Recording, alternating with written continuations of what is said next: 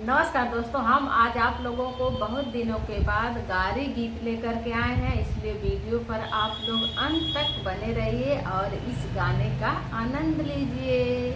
तो चलिए हम आज आप लोगों को गारी गीत सुनाते हैं, ठीक है। सखी मिल के बारतियों को दो गाली। सखी मिल के बारतियों को दो गाली। सखी मिल के बारतियों को दो गाली। सखी मिल के बारतियों को दो गाली। सखी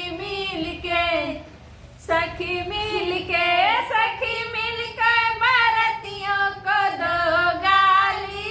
सखी मिल के बारतियों को दो गाली। सखी मिल के दुल्हा का बहिना या नर लागे। देखे में चकचोनर लागे। देखे में लंगूर बानर लागे। सखी मिल के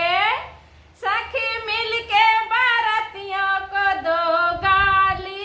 सखी मिल के बारतियों को दो गाली। सखी मिल के बारतियों को दो गाली। सखी मिल के दुल्हा का बहिना या नर लागे। दुल्हा का बहिना या नर लागे। चकचोनर लागे। देखे में लंगूर बानर लागे। सखी मिल के बारतियों को दो गाली। सखी मिल के बारतियों को दो गाली। सखी मिल के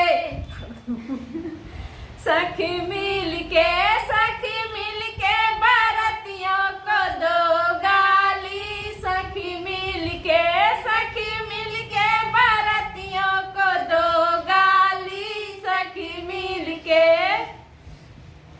सखी मिल के बारतियों को दो गाली।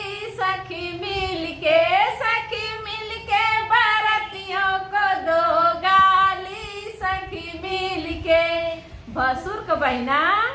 भसुर का बहिना या नर लागे। चकचोनर लागे। देखे में लंगूर बानर लागे। सखी मिल के बारतियों को दो गाली। सखी मिल के बारतियों को दो गाली। सखी मिल के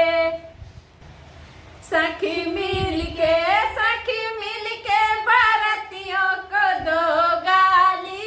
सखी मिल के बारतियों को दो गाली। अगुआ का बहिना